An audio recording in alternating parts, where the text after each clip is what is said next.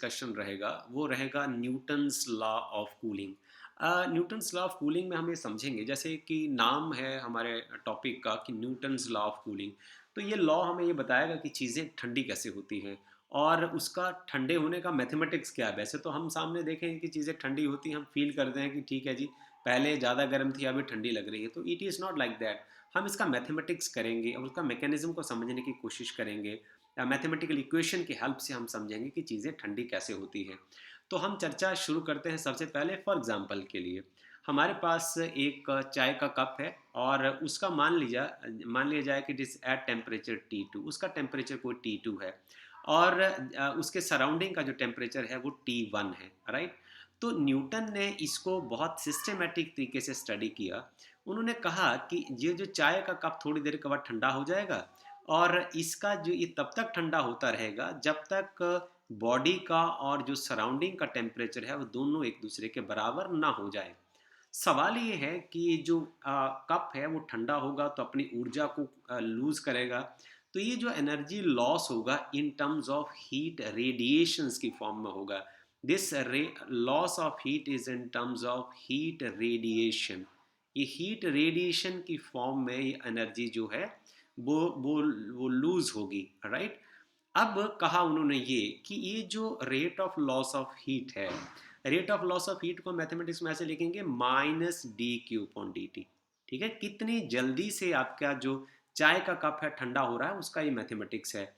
और ये directly proportional होगा temperature difference T, delta T means T2 body में और जो सराउंडिंग के बीच में कितना टेम्परेचर डिफरेंस है, राइट।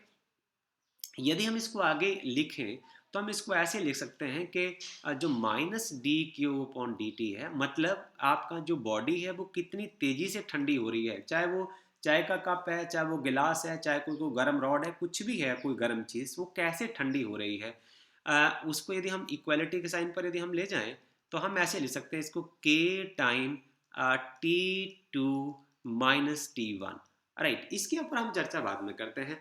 अब आप प्रैक्टिकल लाइफ में यदि देखें तो आप ये कहेंगे सर, यदि हम इस चाय के कप को किसी इंसुलेटर के साथ लपेट देते हैं तो क्या चाय का कप उतनी तेजी से ठंडा हो जाएगा? आपकी बात बहुत जायज़ होगी। दूसरी दूसरी बात है कि क्या जो चाय का कप है या दूध का कप है या फिर पानी का कप है, क्या तीनों ही बराबर रेट से ठंडे होंगे? ये बात भी आपकी जायज़ है। तो इन चीज़ों को भी इस मैथमेटिक्स में ज़रूर होना चाहिए। तो हम ये कहेंगे कि एक जो सब्सटेंस है या जो बॉडी है वो ठंडी होती है, वो कुछ चीज़ों पर और डिपेंड करती है in addition to the temperature difference. तो हम अब चर्चा को मैथमेटिकल शेप देने की कोशिश करते हैं। सबसे पहले हम इसको हम डिवाइड कर लेते हैं, उसके बाद हम इसका मैथमेटिक्स लिखना शुरू करते हैं।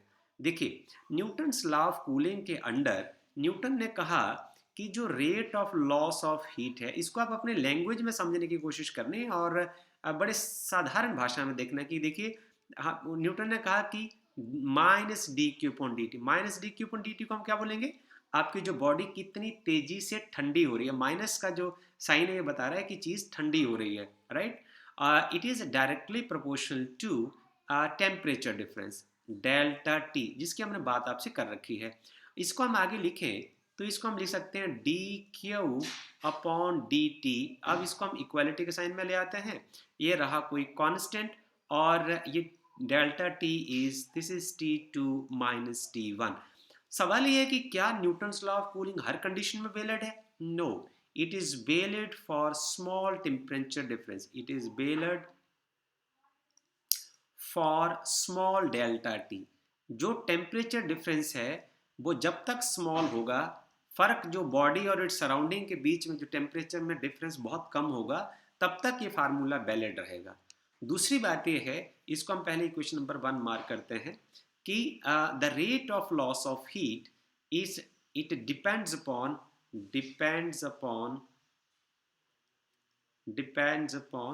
सब्सटेंस का नेचर कैसा है। Depends upon nature of substance. वो दूध है, पानी है, चाय है, ये सब के बात पर डिपेंड करेगा। नेचर ऑफ सब्सटेंस क्या है, वो लोहे की रॉड है, वो स्टील की रॉड है, वो सिल्वर की रॉड है, गोल्ड की रॉड है, वो ये डिपेंड करेगा कि जो सब्सटेंस होंगे वो बराबर रेट से जो है वो हीट लॉस नहीं करेंगे। दूसरी बात, depends upon the depends upon exposed surface area. Exposed surface area, ये बात बहुत इंपॉर्टेंट है। It depends upon exposed surface area, कि आपने उसको ढका तो नहीं है। यदि मान लो आप चाय के कप को आप किसी इंसुलेटर के साथ लपेट देते हो, तो वो जो rate of loss of heat है वो बराबर नहीं होगा जब वो उसको ओपन छोड़ा होगा। तो ये जो दोनों पैरामीटर है ये भी मैथमेटिक्स में ऐड होने चाहिए।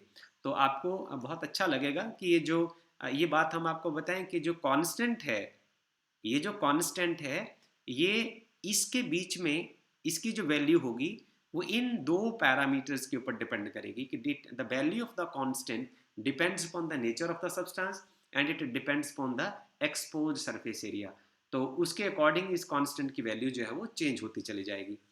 हमने एक एक इससे पहले भी हमने एक कॉन्सेप्ट पढ़ा है जो हमें चीज़ों को ठंडा होने और गर्म होने की सूचना देता है, और उस कॉन्सेप्ट का नाम है specific heat capacity. So for example कि आपका ये जो कप है, let this body is of mass m, let जो चीज आपने कंसिडर की है, let the body of mass m, let the body of mass m, एक बॉडी का जो मास है वो m है, and s be the specific heat capacity, s be the specific heat capacity,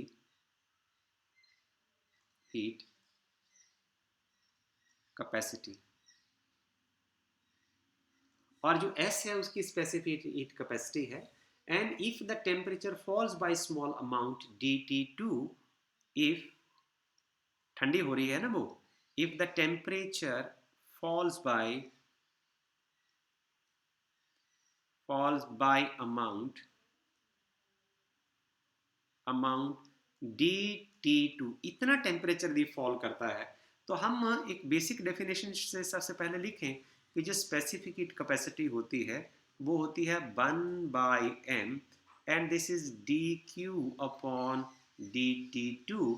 तो आपका इसको हम इक्वेशन नंबर 2 लिख दें, और फिर हम यहाँ से लिख सकते हैं कि जो dq होगा वो हो जाएगा mass of the body, specific heat capacity and the fall in temperature, right? So this is equation number 3। और अब आप इक्वेशन नंबर 3 को आप dt से डिवाइड कर दीजिए, इक्वेशन नंबर 3 को आप dt से डिवाइड कर दीजिए। तो ये कैसा हो जाएगा, हम इसको ऐसे ले सकते हैं, dq upon dt is equal to ms, and this is dt2 upon dt, right? This is equation number 4।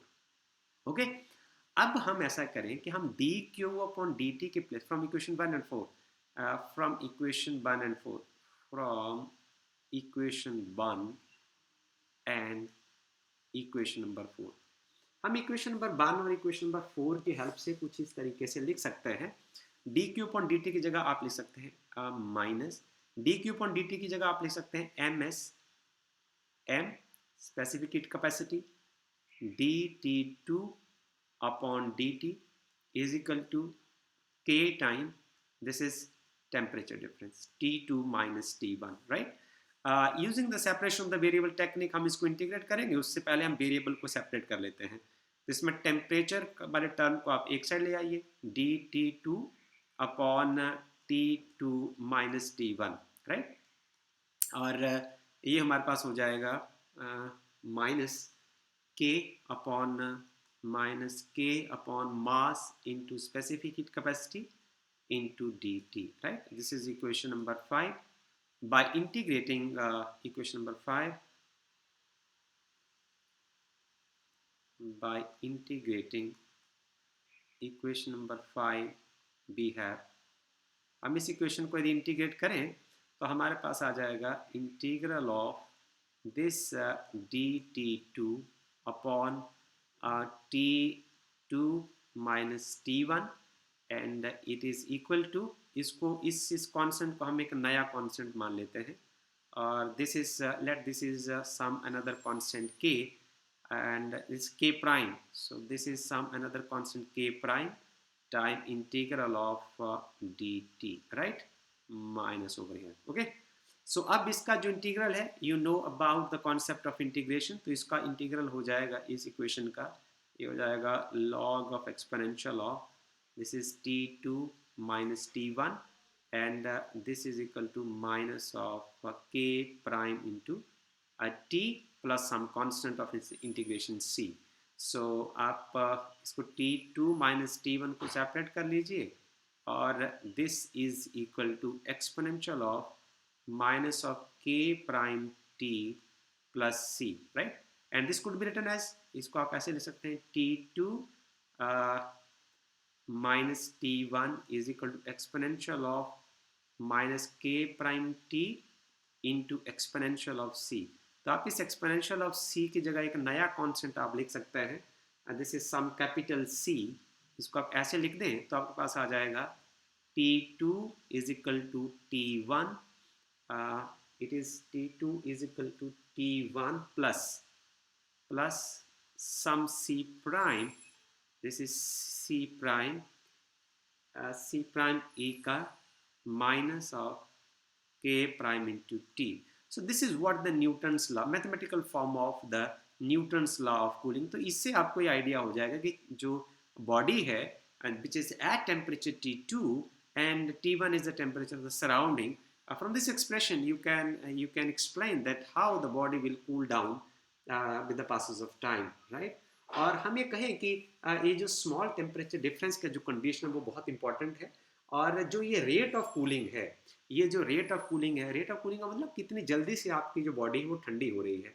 अब ठंडे होने के प्रोसेस कैसे हो सकते हैं? कंडक्शन हो सकता है, कन्वेक्शन हो सकता है, रेडिएशन हो सकता है, right? it in combined form it is proportional to the difference in temperature, right? So it is Bailard, it is a Bailard approximation in the transfer of heat from the radiator to a room, okay, and the loss of heat through the walls of the room or the cooling of a cup of tea on the table. So ये example जो और भी कई example हो सकते हैं. I mean this is the equation number 6 that will explain the Newton's law of cooling in a mathematical form, okay?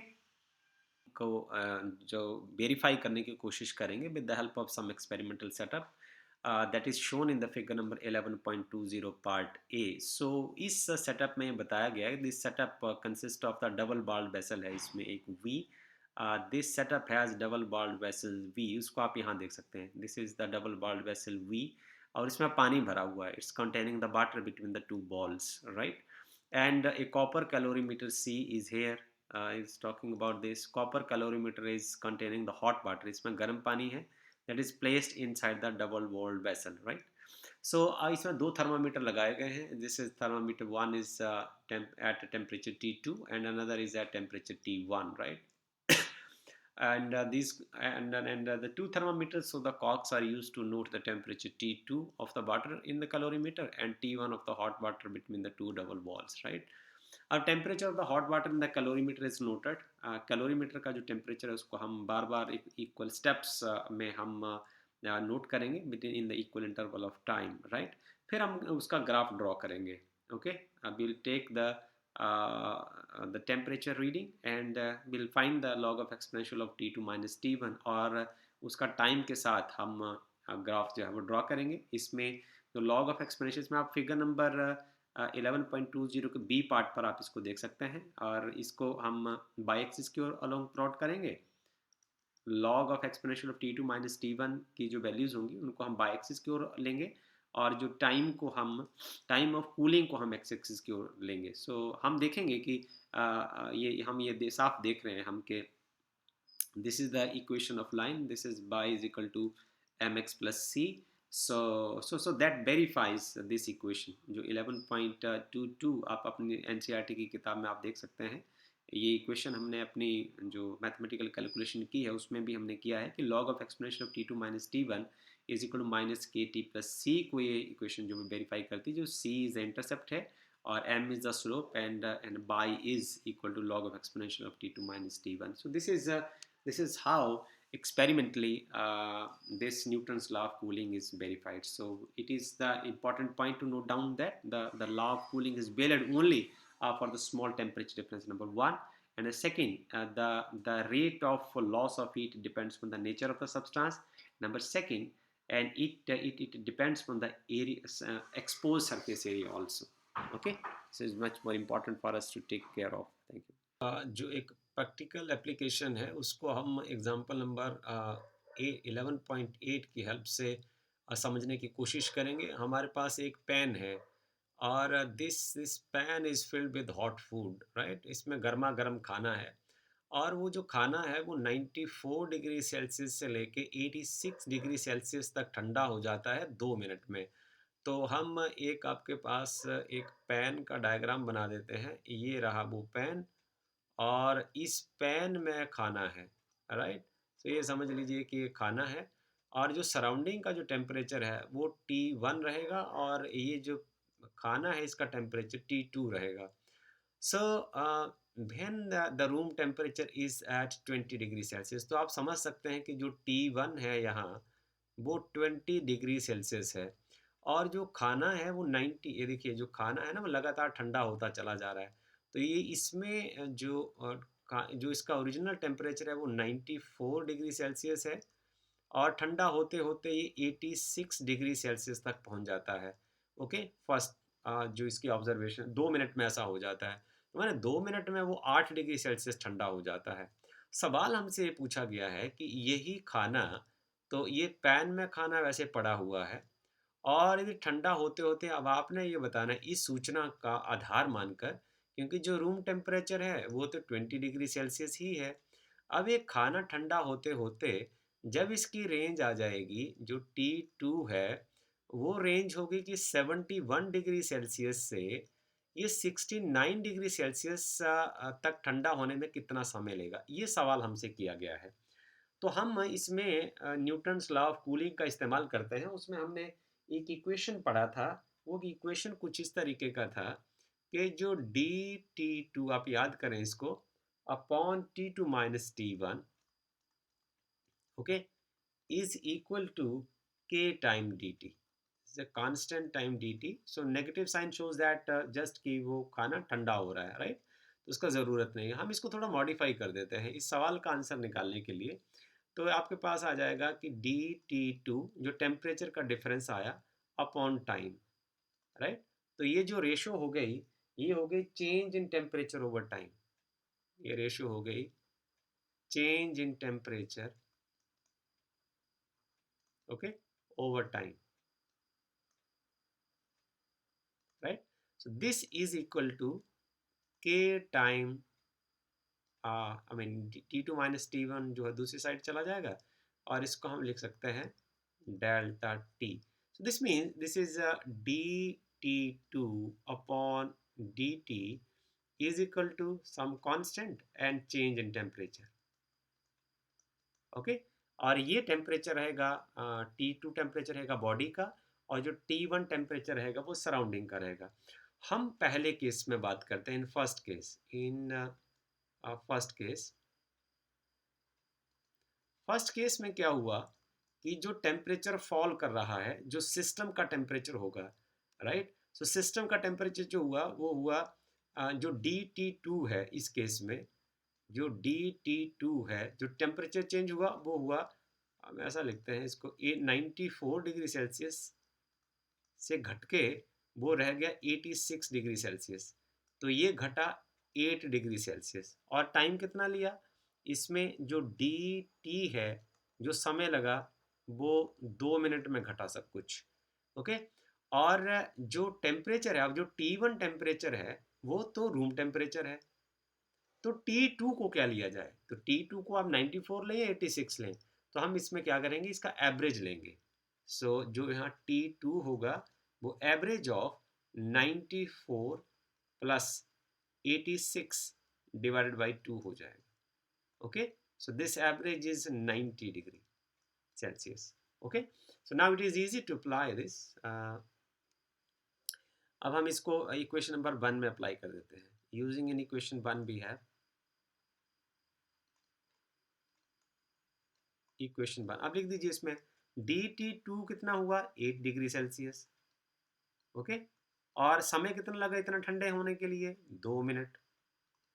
और उसके बाद जो ये कांस्टेंट आ गया और T2 का एवरेज वैल्यू क्या आ जाएगा? 90 डिग्री, राइट? और T1 जो है वो है 20 डिग्री सेल्सियस। तो हमारे पास आ जाएगा, ये रहा मेरे पास 8 degree Celsius over 2 minute is equal to 70 degree Celsius into this some constant K.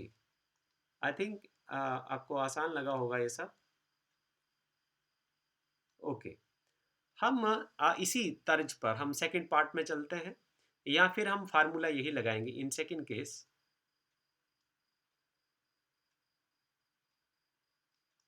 Second case या फार्मूला हम यही इस्तेमाल करेंगे कि हमारे पास आएगा dt2 upon dt, it is equal to k constant time, this is T2 minus T1। तो दूसरे केस में आप देखें तो रूम टेम्परेचर तो ये T1 की तो कोई समस्या नहीं है, T1 is just 20 degree Celsius. Okay, जो T2 होगा ये होगा average of, this is the average of 71 degree plus 69 divided by 2, सो 140 हो जाएंगे और ये आ जाएगा 70 डिग्री सेल्सियस। तो T2 का वैल्यू पता चल गया। अब आपने देखना है कि यहाँ DT2 कितना है, जो टेम्प कितना ठंडा हुआ है वो 71 से 69 घटा दीजिए 2 डिग्री, तो ये आ जाएगा आपके पास 2 डिग्री सेल्सियस ठंडा हुआ है। कितने टाइम में ठंडा होगा ये हमसे पूछा हुआ है, और यहाँ आ जाएगा कांस्टेंट, और T2 है आपके पास 70 डिग्री सेल्सियस और room temperature 20 degree Celsius. So you are left with 2 degree Celsius upon time, and it is 50 degree Celsius into K. So this is equation number 2, and this is equation number 3. Okay, so from equation 2 and 3, from equation number 2 and equation number 3, अब कर दीजिए, divide कर दीजिए, आपके पास आ जाएगा 8 degree Celsius upon 2 minute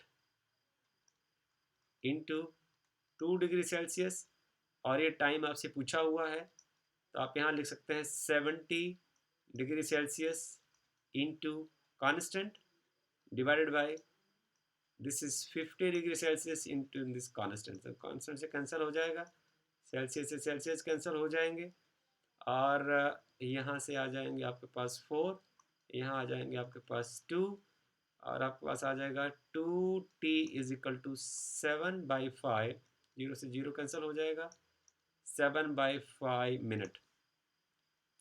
तो time आपके पास आ जाएगा 7/5 इंटू 1/2, 1 मिनट में 60 सेकेंड होते हैं, आप वहाँ 60 सेकेंड पुट कर सकते हैं, तो ये आपके पास आ जाएगा यहाँ 30, 5 और यहाँ आ जाएंगे 6, and this is equal to 42 second. तो ये आपको लगा, आप देखिए यहाँ फ़र्क अभी आपने देखना, कुछ लर्न करना भी है हमारे पास।